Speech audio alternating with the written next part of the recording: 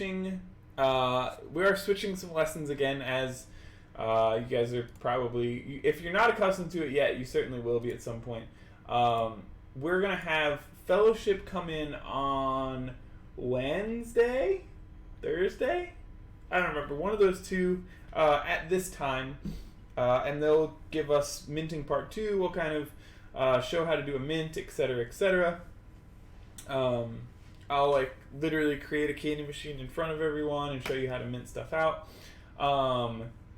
Then we'll also have Gaius coming in on Thursday, but that's going to be midnight my time, which is 8 UTC, which I think for the people that it was their afternoon, I think that's the last lessons were their afternoon, then that's their morning. I don't know, the whole thing's confusing. I'll have it posted in lesson times, obviously, and so you can just, look and see what time it is, because those are all in your local time, so you don't have to worry too much about it. Today we are talking about evaluating secondary price action after mint. So there's 2 different lessons that we're going to talk about in regards to evaluating secondary price action. Pull this over here. The first one is immediately after mint. So we'll get into kind of why this is an important piece to talk about, and let's do that. So first of all, we got to make sure everybody's on the same page with what is a secondary market. A secondary market is a place to buy and sell NFTs. When listed, your NFTs are no longer in your wallet, and that is true for Magic Eden and basically I think all of the standard traditional Sol, the standard traditional Sol marketplaces, SolSea, Digitalize. I don't know if anyone's even around. I'm such a dinosaur. I'm talking about Digitalize, but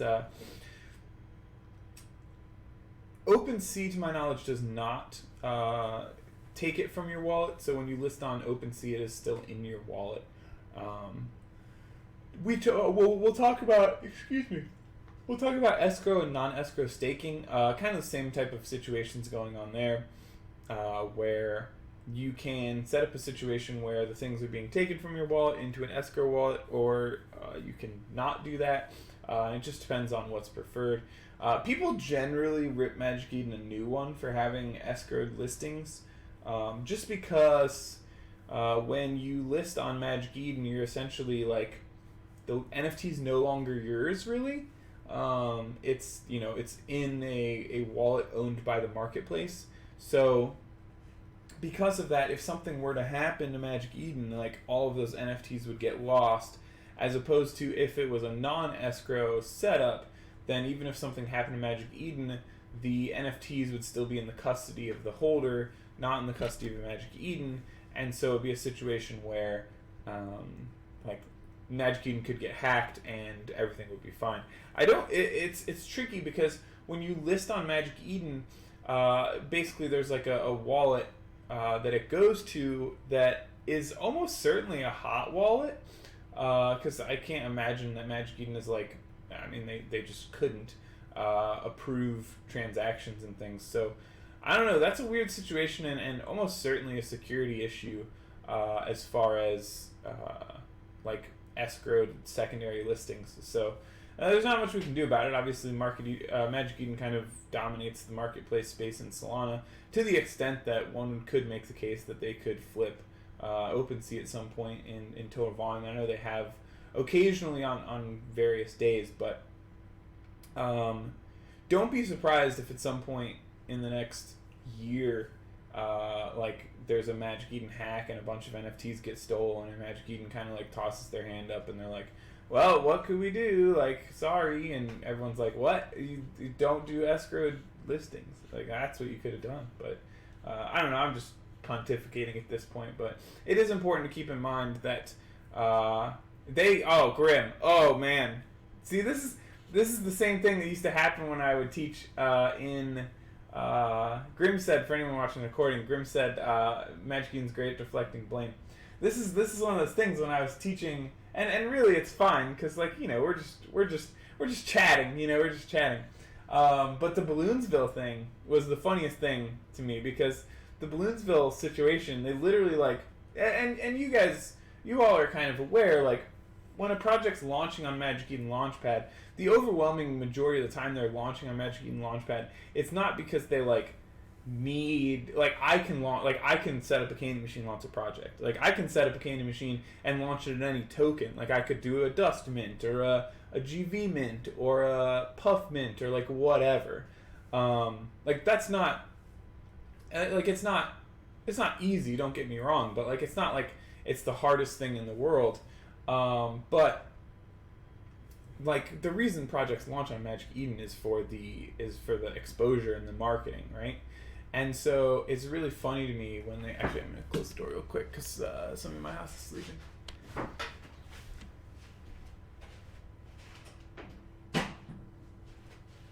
I forgot about that, and I just heard her like shuffle around a little bit, and I was like, oh, I should have closed the door. Anyway,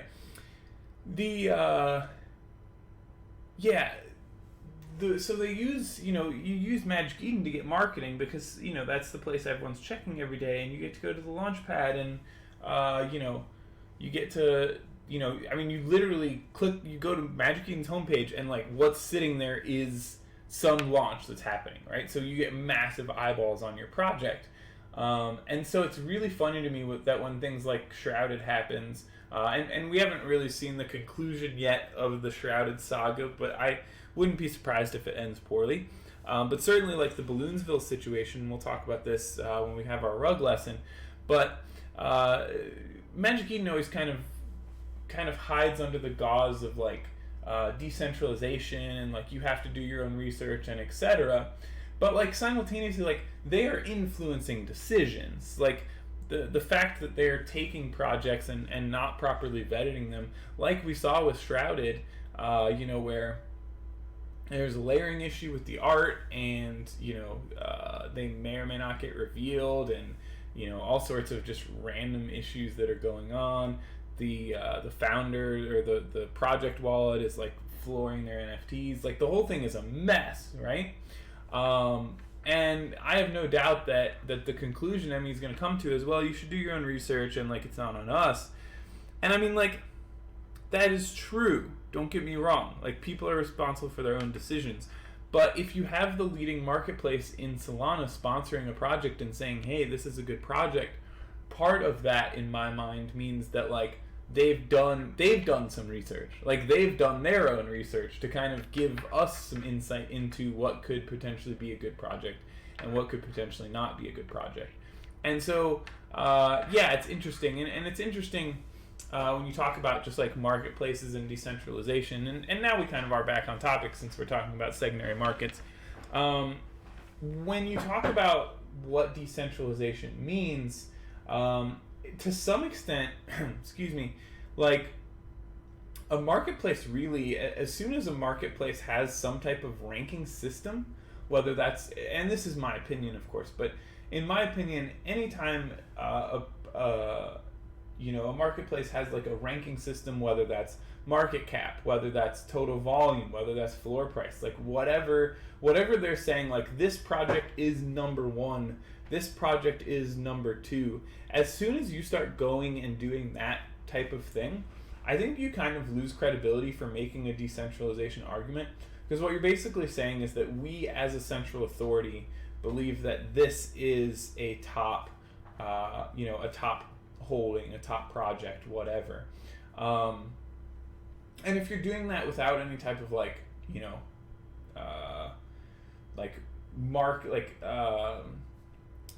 transparent marketing, type situation, I don't know. And of course, this is obviously my opinion. People have different opinions on like how much influence something can have before you start kind of saying, okay, this is becoming centralized.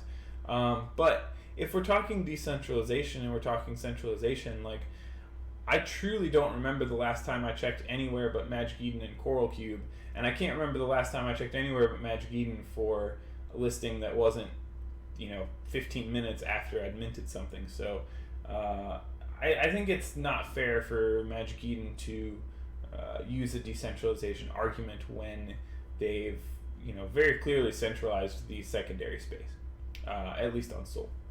Anyway, that was a little rambly, but I think it's good to have conversations like that and be thinking about that, because realistically, I mean, people talk about how we're early and how, we get to kind of set the rules, and, kind of making decisions like that and being informed when we're having conversations like that, I think is really important. So, price fluctuations. This is the more interesting stuff anyway. This is talking about making money.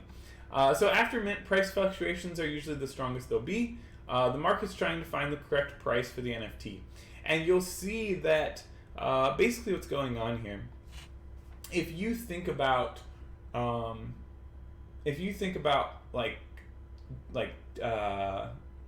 Bubble Goose, let's say. When Bubble Goose minted, right? Bubble Goose mints for 7 Sol, and immediately the secondary listings are like 12, 13, right? Just like right off the bat. What that means is that there's a market inefficiency. What that means is that essentially Bubble Goose could have minted at 12 or 13 and people would have purchased, right? The market essentially is trying to find the correct price where the number of buyers and the number of sellers are the same. That's like how markets work, right?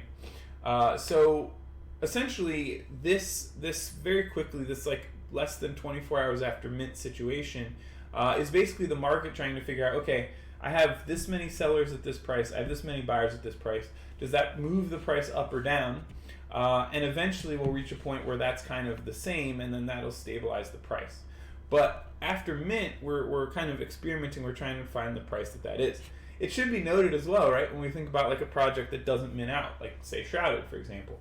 When a project doesn't mint out, it kind of implies that there's not enough buyers at that price to sell that supply, right? So, if Shrouded was, for example, if Shrouded was a 0.02 Sol mint, I'm sure it would have no problem selling out, which is funny because the art still wouldn't be ready.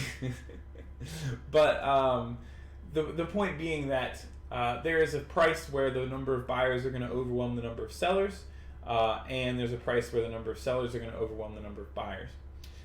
We should talk about, at this point, what happens when a mint is still ongoing and secondary listings are occurring. So obviously, when secondary listings are able to go up before a project is minted out, what ends up happening, right, is you have this situation where no one is going to mint unless the price on secondary is greater than whatever the mint price is. And a lot of times you'll even see the mint slow pretty substantially once the secondary price drops below the mint price plus the royalty fee, right? So for example, if there's 10% royalties and a project mints at 3 Sol, the second that secondary drops below 3.3 Sol, you'll really see the minting start to slow down, because anyone that is there to just flip it, to just do a quick flip, they can no longer profit. So you immediately drop all those people off. Let's actually look at Shrouded. That'll be a fun one to look at.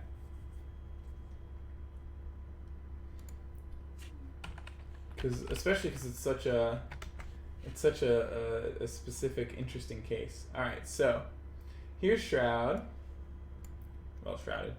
A few things you'll note here.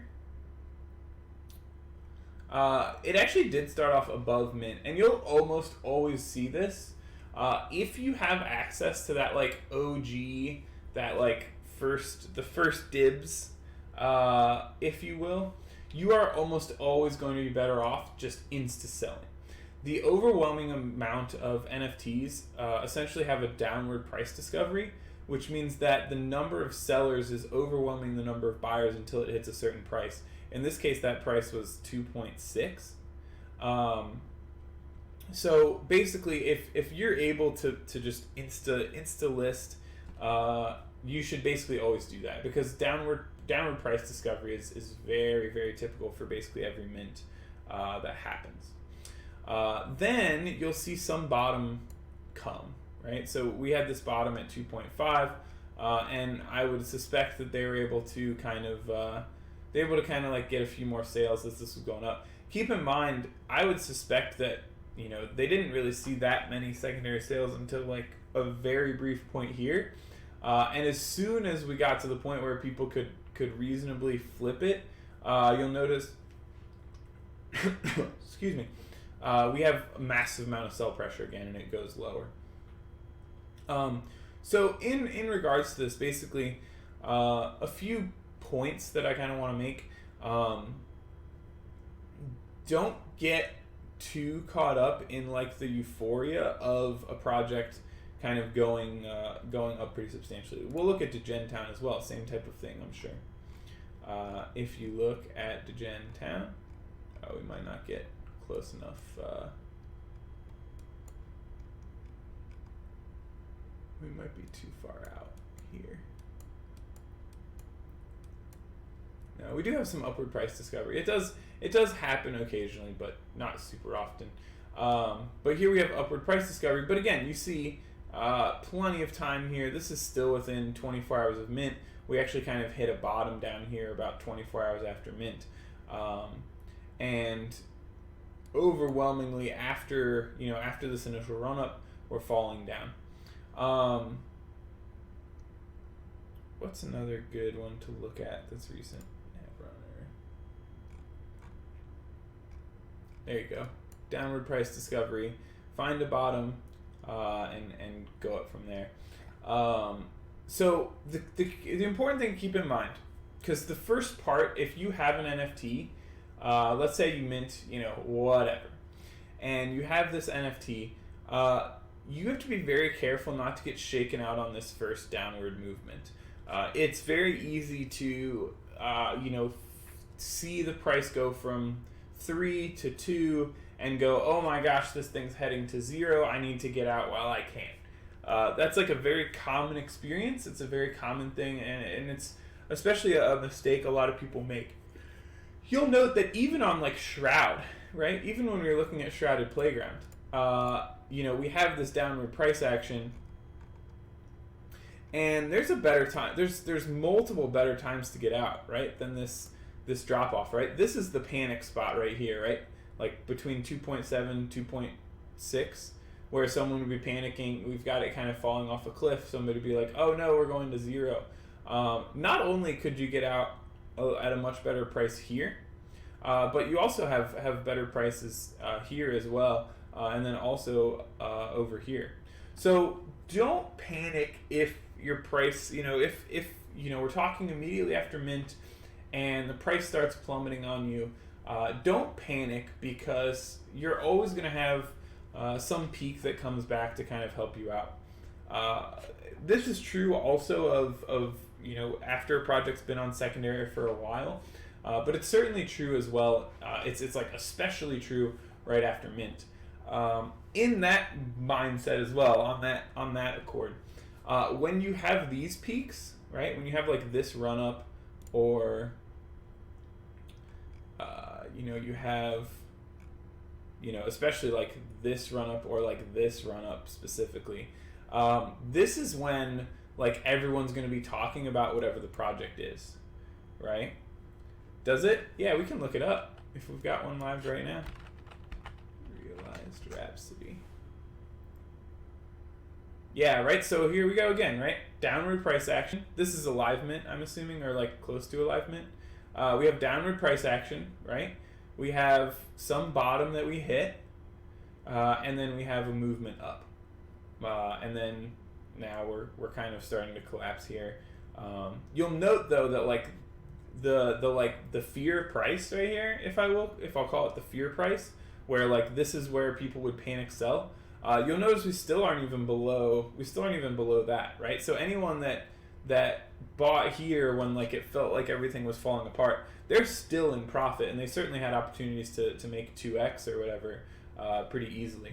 So now in regards to that, this is a very dangerous spot here, like this green candle and like this run up here. This is the part where you really start feeling the FOMO, and you feel like the thing is going to take off to 30, 40, whatever sold. And you have to be very careful in regards to that, because that's how you end up buying tops. One thing that we really want to focus on in this course first is making sure that you're not losing money, and especially the way that happens is by buying tops. And so the easiest way to buy a top is when everyone is talking about the project, and when it feels like the project is just going to head to the moon, you buy, right? That would be like this spot here. If we look at DegenTown, right? This was, if you come back here, right? This was the spot like everyone on Twitter was talking about. Oh, like, we have, DegenTown super hype, whatever, blah, blah, blah. This was like, just there was massive amount of Twitter engagement and things around DegenTown up here, right? And anyone that bought in based on that Twitter engagement, they're now down 50% probably, depending on, when they bought in. Even even this initial Twitter run up, you're sitting here down now. Now, obviously, if you get more skilled, you can kind of recognize what period the engagement hype cycle is in, and perhaps, buy this top and then get out at this top or things like that. But when you're talking making money quickly after mint, really relies on just knowing when a top is going to be coming in, and top is basically going to be anytime it feels like the project is going to take off and go to infinity, and when everyone's talking about it on Twitter. Another good example of this is Gemmy. I remember Gemmy being like, this is going to be the next, people were talking about this is going to be the next SMB, blah, blah, blah. And you'll see here that, in fact, it was not. But those that were around for Gemmy know, like, it was a similar type of situation. And here we're not really talking about, like, directly after mint, right? But you see that we have this run-up, and there's a lot of danger in buying this top. So just be very wary when people are running around Twitter talking about how this project's going to be the next great project, whatever, blah, blah, blah. That is basically never true. There are obviously a few exceptions, most notably like the OK Bears. But I will hold, and I actually, you can just throw them in there, Mish. I've got lesson participation open. So yeah, if you have questions, you can feel free to just drop them in there. I ended up actually holding my bear, but it was kind of by an accident because I minted a really rare one and I couldn't get what I thought that was the correct price on it. But I really think that the people that sold their bears around like 30 or 40 were probably the smartest traders, just because it's so atypical for a project to run up like that and actually maintain its run up. Basically always you'll see a project kind of go back down. I will go ahead and predict, and it'll be on the recording, so I'll go ahead and predict. Either's fine. Grim's pinging you into lesson questions, but we've only got a couple of people in here, so organization doesn't need to be the biggest. I will go ahead and predict. If we look at the chart of Gothic Degens, I don't know, kids. If we look at the chart of Gothic Degens, and then can I not open both?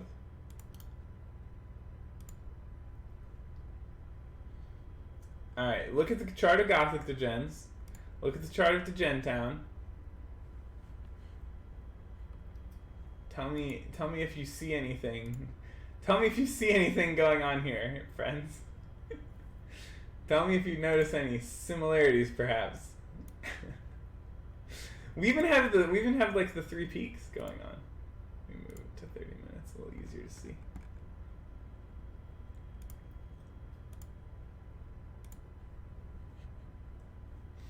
We even have this like 1 peak dip, 2 peak dip, 3 peak dip, 1 peak dip, 2 peak dip, 3 peak dip. I don't know.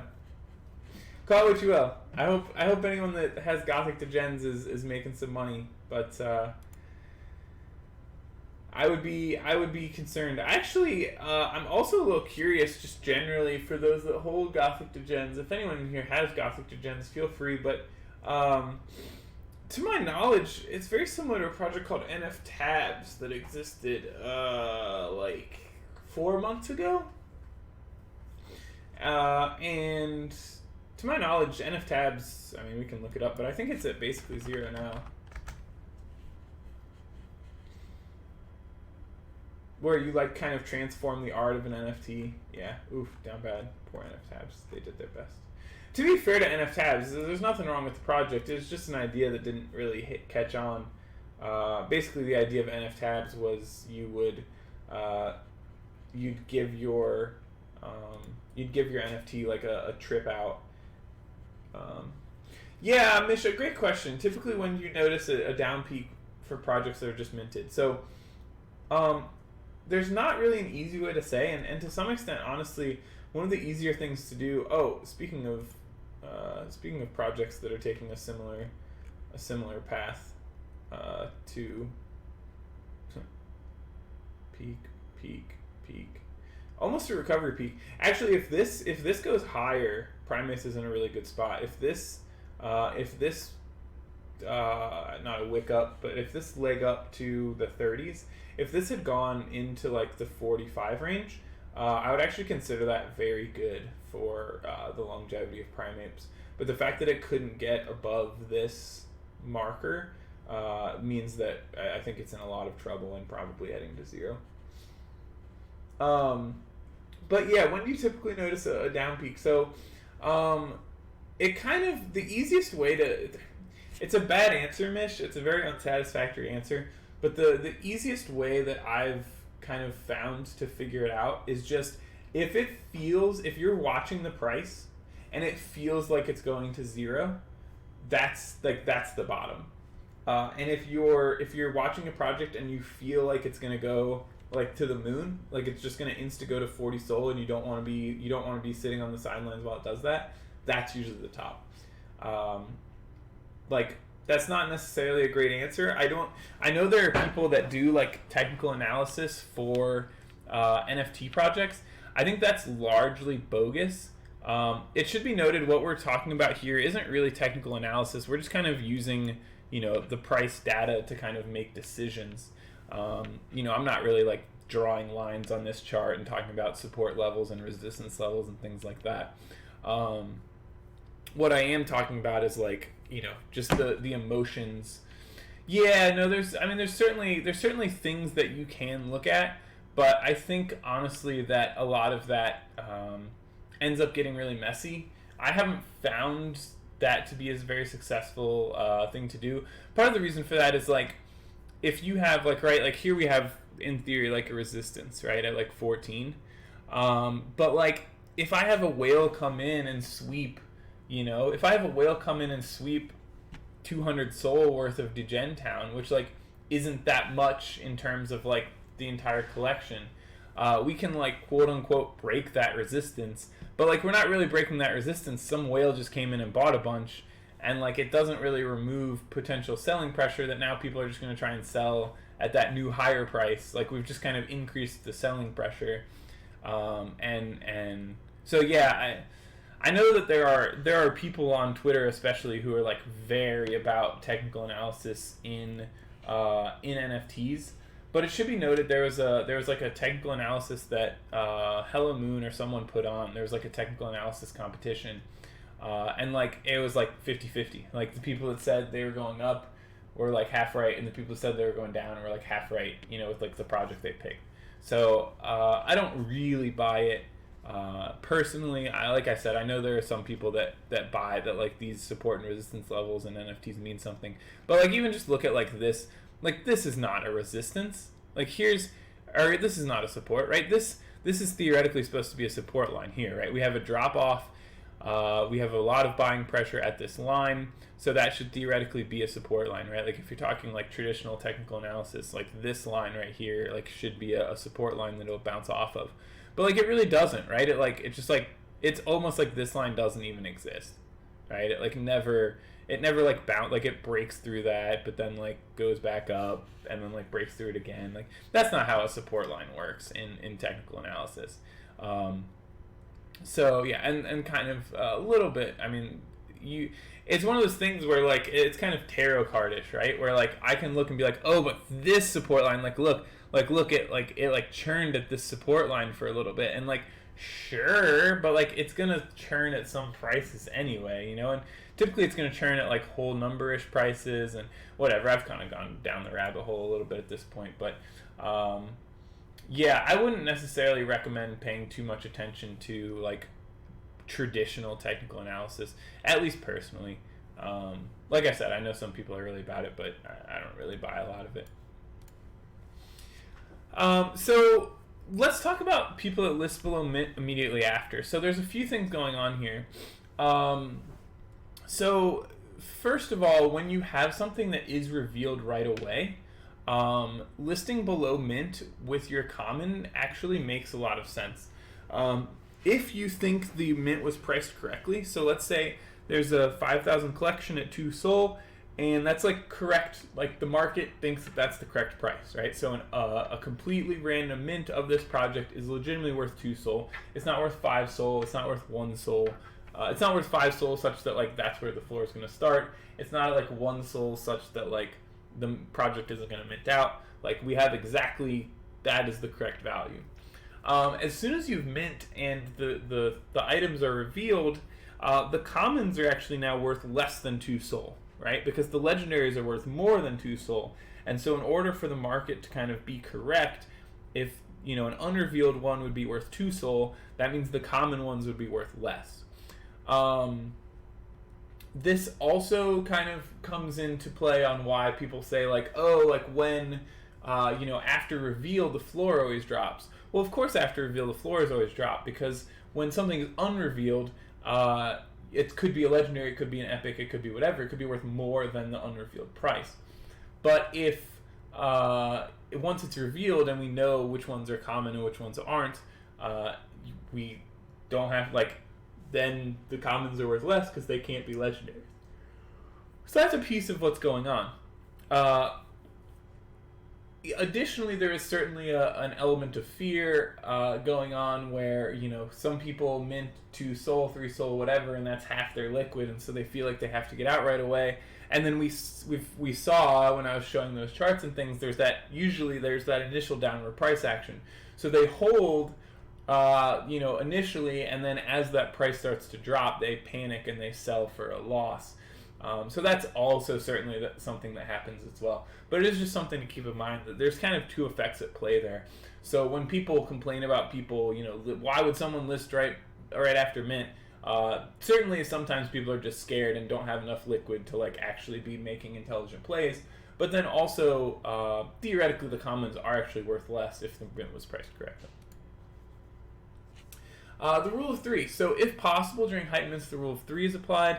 The best way to do this is to sell 1 to get your initial investment back for a 3x, sell 1 for heavy profit, and hold 1 in case it moons. So in that regard, I traditionally will try, anytime I'm going to enter a trade, I will almost always buy 3 of them. Whether that's being able to mint 1 and buy 2 on secondary, or however that ends up happening. But if I think and of course that doesn't mean that I immediately need to do that, but that's just kind of my goal. And the reason for that being is that who was it that said CryptoShags? Yeah, CryptoShags says bought a Gothic at 2.3 and then sold at 3.5 for a nice profit for sure. But it's one of those situations where if you buy 3 at 2.35, then you can sell to start to recoup that initial investment, but then you still have some play that you can deal with. The obvious counter to that is, well, what if I don't have liquid to enter 3 trades? We'll talk about maintaining liquidity in later lessons. I think it is, if you look at profitable NFT traders versus unprofitable NFT traders, I would guess that maintaining liquidity is one of the most important things that you can do. I have minimum 100 SOL liquid at any time, and I have kind of a day or two that if I drop below 100 SOL, I don't have to liquidate anything until a couple days after to make sure I'm maintaining that liquidity. But being able to enter and exit trades, especially very high conviction trades very quickly and with a lot of volume, is so important to being successful and being a successful trader in this space. So, excuse me.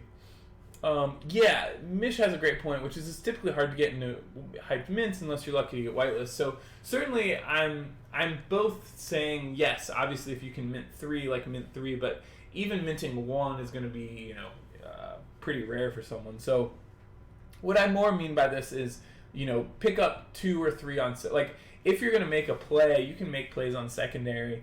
We've certainly seen this in Alumni DAO where we've been able to, pick up a lot of Solana just trading on secondary. So, if you have projects and things that you believe in and you think they're going to do well, you can pick up 3 on secondary, and there's usually plenty of time to accumulate, like we saw with Degentown, like we saw with Gothic Degens, like we saw with Primates. there's usually plenty of time to accumulate 3 at a reasonable price before any like major price, any major 2, 3, 4x takes place. Even if you do end up having to we can look. If we look here at DegenTown, right? I believe DegenTown minted at 3 Sol, and you see that we have this spot here where you can get in at like 3.3, 3.5 Sol, right? If we look at Primates, same type of thing here, where I don't know what Primates minted at, but certainly there was time here to get in at 3-ish before they took off. What was the other one that I was going to mention? I forget the other one that I thought of, but Gothic Degens. If we look at Gothic Degens, certainly time here to lots of time even. I don't know what Gothic Degens minted at, but certainly plenty of time. It must have been a free mint. Was it a free mint? But anyway, I mean, even as a free mint, right? You literally have a whole day, 2 days to even get in at essentially free mint price, right? 0.15. So entering into trades where you have high conviction, I think is very critical. So just something to keep in mind in that regard. When I'm saying like get 3, I'm not saying necessarily mint 3. I'm saying like if you're gonna enter into a trade, it's a lot easier. It's a lot more comfortable for you if you have 3 to make smart decisions than if you have 1. Because if you have 1, then if it does moon, you're gonna be regretting it or whatever. What are my take on free mints? I'm not particularly good, Mish. It's unfortunate for me at the current time. I'm much more of like a tokenomics, not necessarily like passive income, like in the traditional sense, but like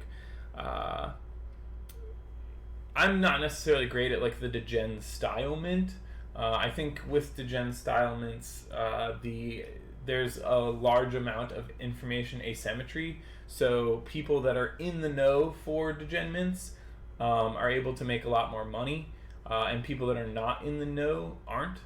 And that's not really like a do your own research thing. That's like who are the people behind the project that are going to be able to really promote it and things like that. So I will say in that regard, like certainly if you see early Twitter engagement from like bigger accounts, that's typically a pretty bullish sign that something's going to take off.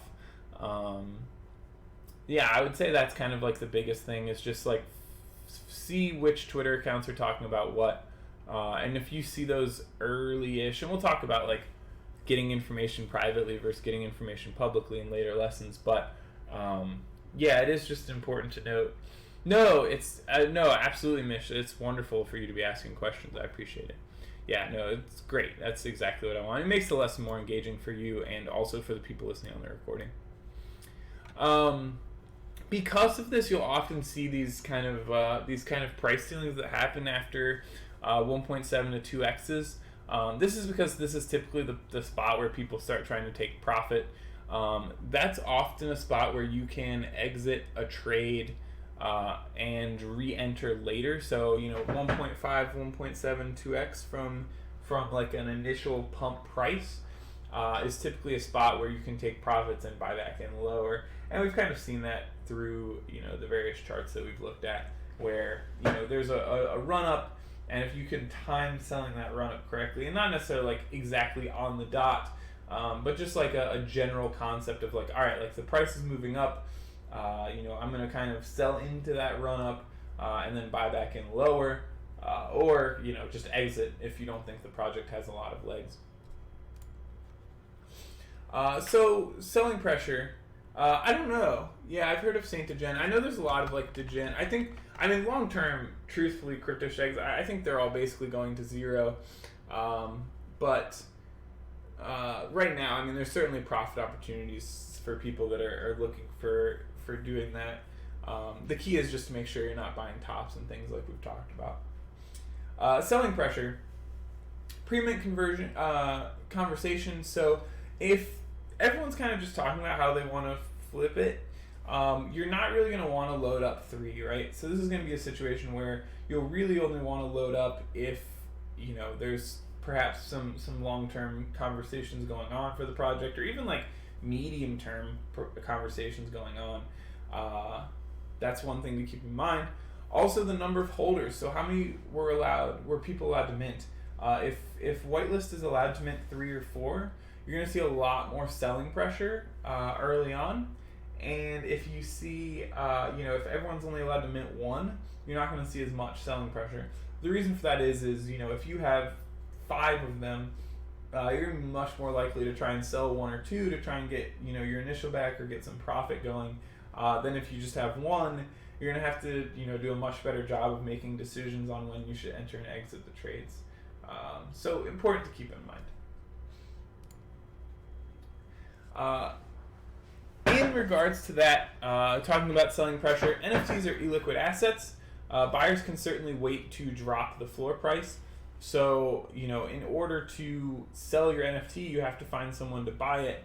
And it is certainly a tricky thing to be able to do, where if buyers are just kind of sitting on the sidelines as they watch the price drop, they aren't particularly interested in getting in. That price is just going to keep falling lower and lower until someone comes in to sweep. Managing emotions. I think one of the biggest lessons that you can take away from this is to just set clear entry and exit targets and hold to these. So, if I mint something for 2 SOL and I want to get out at 3.7 SOL, I'm just going to do that.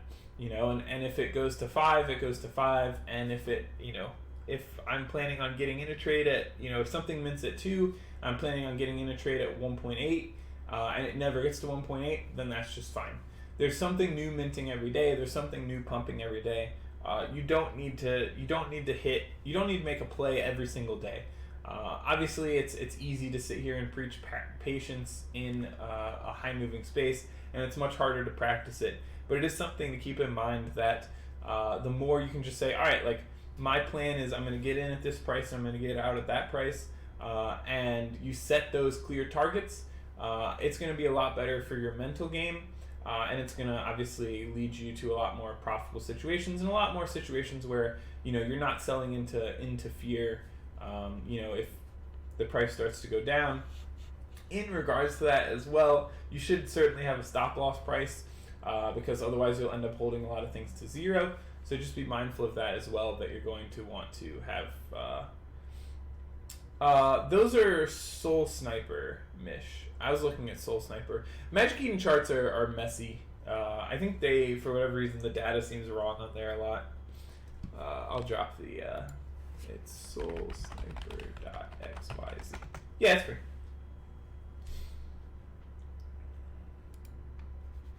So last little bit here, we're talking about buying pressure as well. Slow mints typically are going to have less buying pressure, but it's going to depend on how the mint ended. Obviously, managing emotions is important here.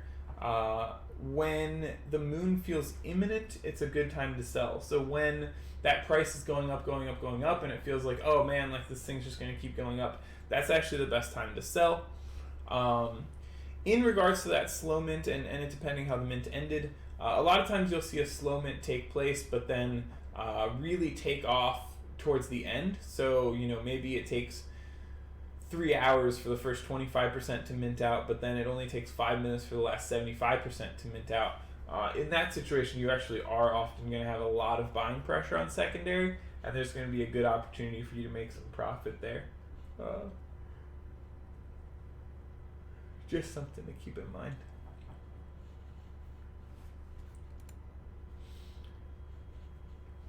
I see two people typing, so I'll get to your questions. I do want to get to listing price action really quick as well. In general, listings up and the price going down is bad, obviously. TDoc, it kind of depends. We'll actually go into all the different types of projects. We'll have like Yaku come in and talk about Metaverse projects and things like that. Typically, utility projects are going to have they're going to be quote unquote more stable. But typically, depending on the utility, it's obviously just going to have to sit at some price until whatever the utility is comes out. We certainly saw that with Blocksmith. We've seen that with Atadian, just kind of chilling, things like that.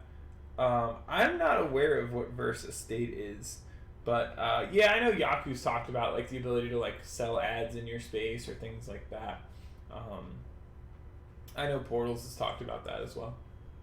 But yeah, T-Doc, to your question, I think that PFP and Degen plays are going to be much more boom or bust. Like there's going to be a lot of quick price action. Utility projects typically are going to be a lot slower in their price movement. Going to be a lot less heavy price action early. So talking about listings, listing in general, if the listings are going up and the price is going down, that means that essentially there's more and more people trying to exit and there's no one trying to buy on the other end, right? If listings are going up and the price is going up, this kind of means that there eventually is going to hit some cap, because while the amount of buyers is currently outpacing the number of people listing, if the listings are continuing to increase, that's eventually going to suffocate essentially the buying pressure and force the price back down. Listings going down and the price going down is good, and we'll talk about that on the next slide. And then listings going down and the price going up is obviously good. You have less people trying to sell and more people trying to buy, which is a good sign. So typically if you're talking about when the top is, you want to actually look at this. So this kind of indicates that like there's a run up going on. Once the listings start increasing, even if the price is going up, that's kind of a signal that you want to get out. In regards to this, this is what I like to call the accumulation phase. So listings are going down, but the price is also going down. Kind of means that there's buyers at whatever those prices are, but the buyers aren't trying to sweep the price higher anytime soon. They're just kind of accumulating and waiting for the sell pressure to run out. So very similar to how if the listings are going up and the price is going up, that kind of indicates that you're going to end up in a situation where excuse me, eventually eventually the sellers are going to get exhausted. It's actually kind of the opposite here, where the buyers are going to get exhausted. It's the opposite here, where if the listings are going down and the price is going down, eventually what's going to happen is you're going to run out of sellers, which obviously is going to be very good for the price to go up.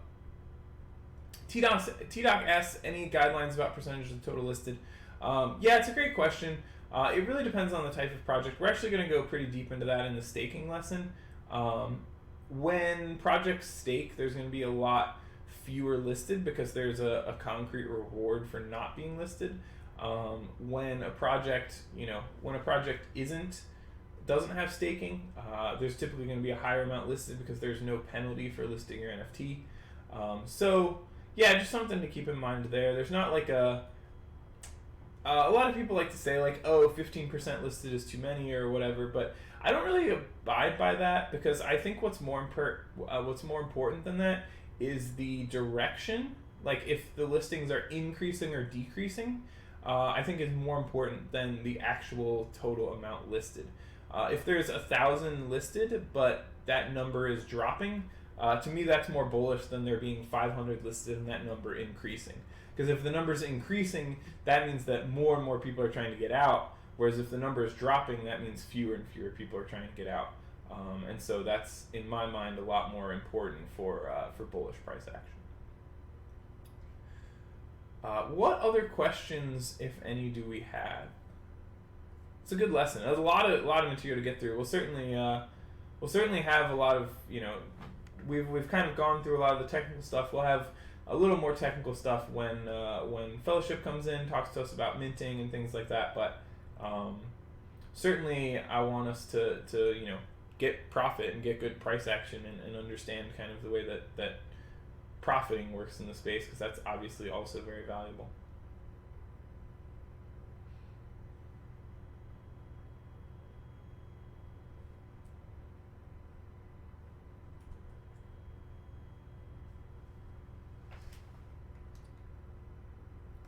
I can look. IMSO_game.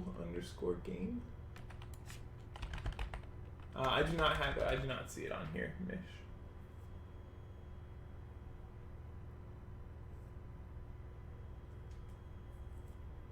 But I'm sure, it'll be out. It will be out at some point. All right, well, I appreciate you all. Yeah, I appreciate you all hanging out for the lesson. The recording will be up pretty shortly. I definitely will be able to be a lot more on top of the recordings this time around than when I was playing poker for like 12 hours a day over the last week. So I apologize that anyone was like waiting super long on the recordings last week, but those will be up a lot quicker this time this week. Appreciate everyone coming out, and I hope you have a great rest of your day.